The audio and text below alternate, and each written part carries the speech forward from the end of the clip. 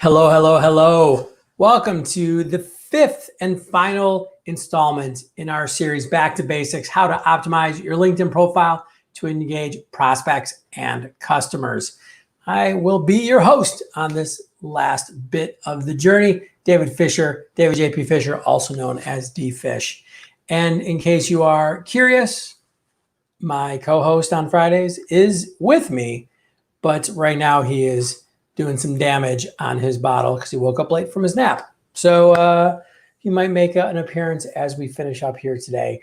We have a relatively short session today, kind of a bit of a wrap up.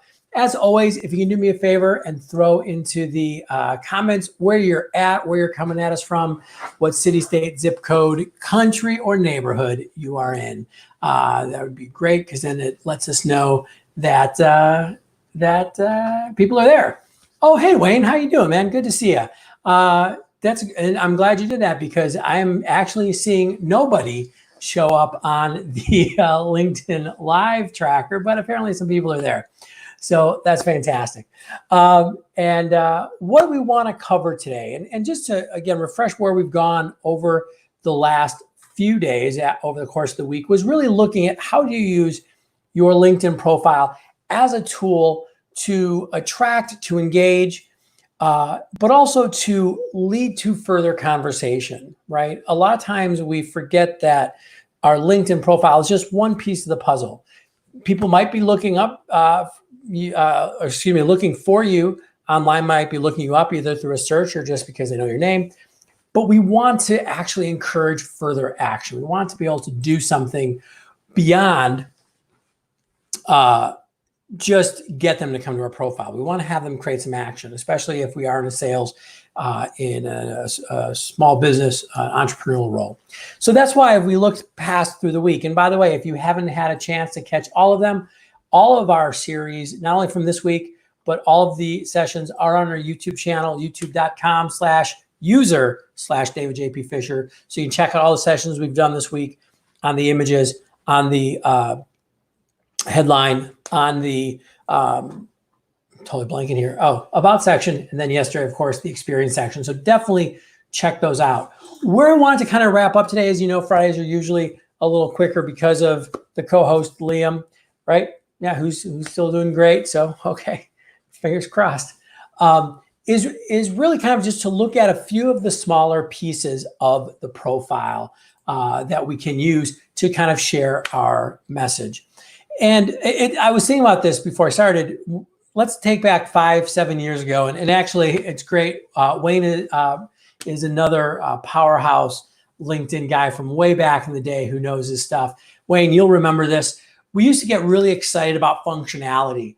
We used to be really excited about our ability to teach people that they could customize their URL or, the little tricks and tips we could use on the LinkedIn profile to share information. Right when we're able to first use the multimedia feature and put that multimedia directly into our about section. All these things were great.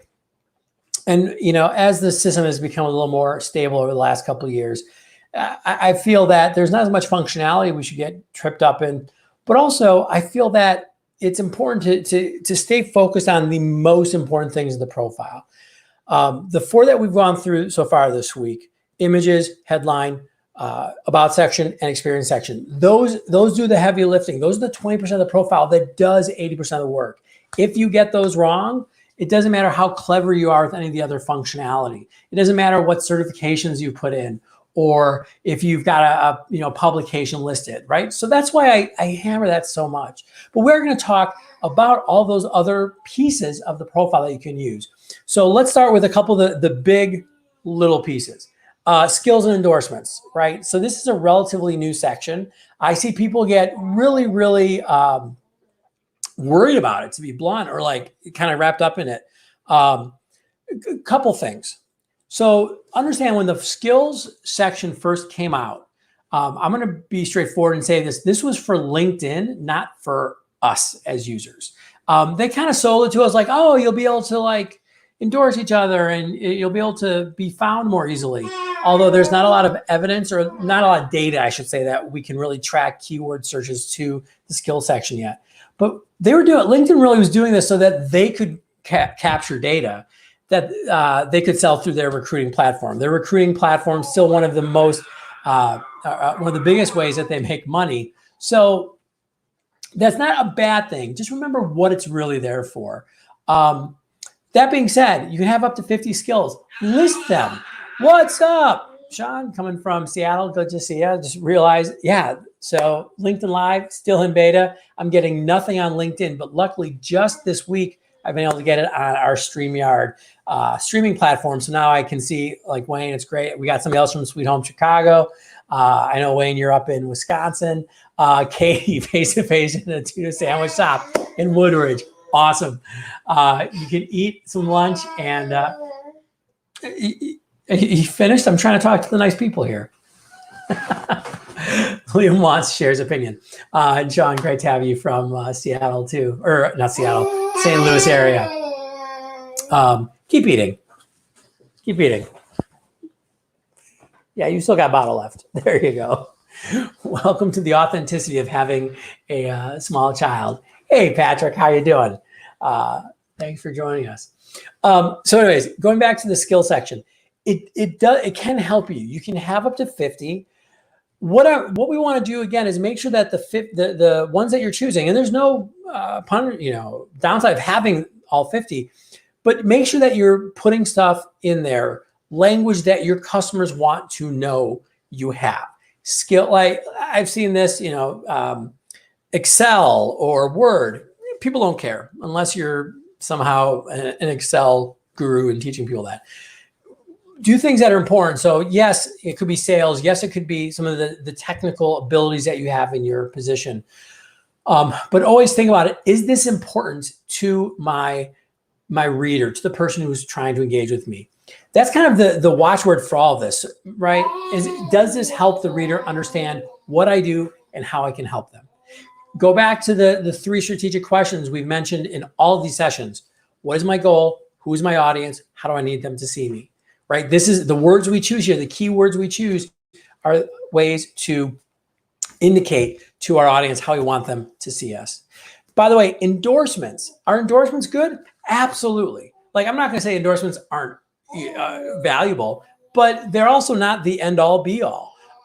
Especially because when endorsements first came out, the system was really just trying to get people to use endorsements. So it was, for example, suggesting keywords to your connections that it just thought might be applicable to you, which means if you haven't looked at your skill section in depth, do that. There might be some weird ones in there with some endorsements. You're like, how the heck did this happen? It's because LinkedIn, if you remember when those skills endorsements first came out, LinkedIn would go, oh, do you know Katie? Does she have this, this, or this? And some people are like, sure, I guess. So that's why that happened. This might be a good time to go and clean that up a little bit. If there are a couple key, sorry if you can hear that. If there are a few key skills that you do want your audience to know about, definitely reach out to your contacts. There's nothing wrong with reaching out to friends, colleagues, your networking contacts and say, hey, I'm trying to be known for X skill. Could you please go and endorse me? I actually had a friend do that the other day. She moved from a more corporate environment into an agency environment. She was like, hey, I'm in this new environment. There's a couple skills that I'd like to actually have be more prominent. Can you go ahead and endorse me for them? Absolutely.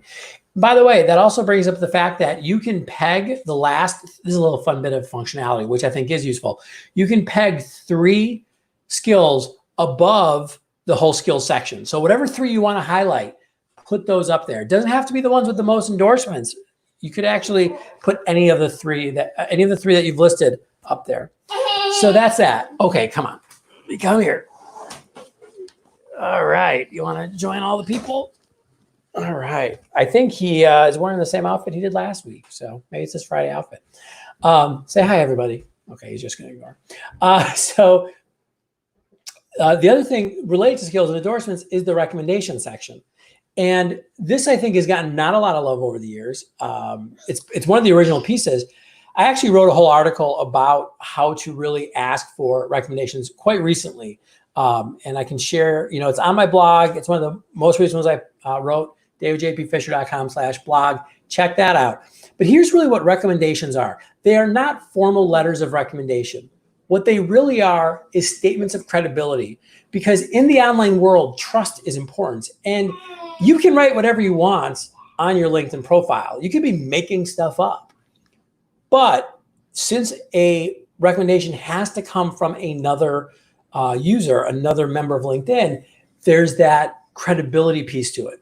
And so what you're not asking for even like a client to be like, oh my gosh, Joe is the best at this, or this person's so amazing. What you're really doing, what you're really doing is saying, will you attest to, the fact that I am who I say I am, that I'm good at what I do? And even a very simple, hey, I've had a chance to work with Katie on a couple of projects. She's great. Or when Sean came in and worked with our company, he did a wonderful job. Like, it can be just 2 or 3 sentences. I can't have the microphone. He really wants that microphone. And that's all you need. And really, that only makes her trustworthy. Thank you, Sean. And by the way, it's Liam. Thanks for asking. Liam with the EAGHM. That would be the Gaelic spelling. But we keep it easy over here. I actually have a brother who lives in Ireland, who's got 2 sons. One of whom is named Or, Odhar. So kind of a cool Gaelic name. All right, stay away from the mic. So the big thing with recommendations, I found, you don't need a lot, but even if you just can get a few more than you have right now that are recent, connect with or ask for recommendations from people who are similar to the people you want to work with. So let's say you sell to directors of marketing, or let's say you sell to CFOs, or let's say you sell to small businesses. Have people with those titles recommend you, because if you think about the recommendation section, what they see is the person's picture, their name, their recommendation, and their title, right? Or whatever they've put into the headline area. So that's what you want. You want somebody to kind of scroll through that and go, okay, cool. I can work with Katie because I see that, she's got people saying good things about her. Okay, fantastic. There you go. Play with that one. Play with that chord, right? What did parents do in the days before all of these chords with kids being able to get at stuff? So that's skills, endorsements, and recommendations. Everything else on the LinkedIn profile is a nice to have, but not a need to have. Do you want to have certifications listed? If you have a position where certifications are important. So I have a lot of friends who are programmers or do kind of more technical marketing things, for example, with Google or search engine optimizations. The fact that they can point to a HubSpot certification or a Google certification is valuable. If you're in that role, have it. If you're not, you don't need them. I have no certifications listed, and that's fine. Publications. If you've written a book, yeah, definitely put your books in there. If there's some really relevant publications, if you've written a magazine article, like, I don't think just putting any old article is good, but if it's a magazine, if it's in your industry, or for example, if you are in a profession where publishing is important, if you're a professor, if you're let's say an independent lawyer, publishing in law books or law reviews, law journals is an important piece of it. Sorry about the focus of the camera and my own focus. I always thought this would be okay. I'm crazy. But there's a whole bunch of different sections. You can use, obviously, the volunteer section, the organization section. All of it should go, does this give me the opportunity to share more with my reader about what they need to know to want to work with me? Organizations. If there's organizations you're involved in that have nothing to do with business, don't list them. It's okay. If you're in the Chamber of Commerce in your area, list it, right? If you're in the National Speakers Association, right, and you're a speaker, list it. But that's how you want to look at everything else. And in fact, I would argue that if it doesn't help tell the story, get rid of it. I actually, just to getting ready for this session was doing some research on my profile, and I realized I had some of the following section listed on mine were some old companies I worked with or old groups I was in. And I'm like, I need to start taking these out because it just doesn't lead to people being able to more easily pick up the phone, to more easily want to work with me and have a conversation. So that's what we're trying to do with all those other sections. So if you have any questions on any of this, I apologize. I know it's kind of crazy on Friday sometimes when Liam's around. It's cuter, but not as focused. Feel free to shoot me a message. Definitely, I said I've got a bunch of stuff at my blog. The other thing I would suggest is I do have a book on this. It's Networking in the 21st Century. It's available on LinkedIn. I'm glad I didn't really need that piece of paper. Thanks, buddy. But you can definitely check that out as well. Hey, sorry, I just got a question. That's a great question. Patrick, I have you're asking, you're starting a new company that I'm a one-man show. Should I have a separate profile for the new company? It's a really good question. I think the answer is yes, you should have a separate company profile. You should have that listing be as robust as possible. But most of your activities should still be run through you. I'm going to use myself as an example. I'm a one-man show. Rockstar Consulting is the name of the company. We have a company page. It's completely filled out, but I do not post through that. I don't really do a lot of activity through it. I do all of my activity through my own profile because people are connecting with people on LinkedIn way more than companies. And right now the algorithm really posts supports personal profile posts versus company posts. So especially if you're a one-man show, don't feel bad about, again, posting from your own personal profile because people know it's a one-man show. As much as I use the word we in my copy, people will be able to figure out pretty fast if I'm a one-man show, especially if they want to start working with me. And that's okay. There's nothing to hide in that situation. So that's a really good question. But as I said, if you have any other questions, feel free to reach out and ask me those. Make sure you connect. If we're not connected, connect, and you can send those messages out my way. With that, thank you so much to everybody who's joined us every day this week. I know some people have been jumping in and out. It's such a crazy time with the pandemic. I get that. Yeah. But I really appreciate it. And everybody's been watching these on recordings, and I know there's a lot of people watching them afterwards. Hello to you. Thank you for taking some time. If there's anything else that I can do to help, please let me know. One ask I have is if you do know of any organizations that are looking for help with sales, LinkedIn, networking, thank you. Okay. Relationship building. We do a lot. I've been doing virtual events for years, very comfortable with that, and can definitely come out and would love to talk to your Katie. As you said, it is a we. It's the royal. It's me and Liam. We're going to take on the world together. But if you do know any organizations who are looking for people, I'd appreciate an introduction. Also, if you are a small business owner like Pat, might be something for you to look into. We do have a coaching group specifically for solo professionals, freelancers, solopreneurs, small business owners called the Selling Launchpad, which is a really great community. We do a lot of really cool training on LinkedIn, sales, all kinds of stuff that will help you develop business as a small business owner. With that, I'm gonna get going. I will be here back every day next week at 11:30. I don't have a title for what I'll be covering, but it's really going to be a wrap up. So I'm going to do one more week of LinkedIn Lives daily as we kind of transition a little bit out of the shelter in place stuff that's going on right now. And also by the end of next Friday, I'll have done 50 of these, and that's 25 hours of content in 2 months. And it's been a lot, but I'm really looking forward to next week. It's going to be kind of a catch-all. There's a lot of wonderful topics that don't need a whole week, but need a day or two. We'll be talking about the new state of sales report that came out from LinkedIn, which is super, super interesting. And I think very telling for what the future of sales is going to be. We're going to talk about that. We're going to talk about being a sales Sherpa. I think Liam will probably show up next Friday just because he's a crowd favorite, even though he totally makes it harder to do what I'm doing here, but it's still fun. And anyways, with that, everybody, as we do start to transition to going out, please be careful. Please be respectful. You know what? I don't know why this is a political statement. Wear a mask. It's just common decency to the other people in the world.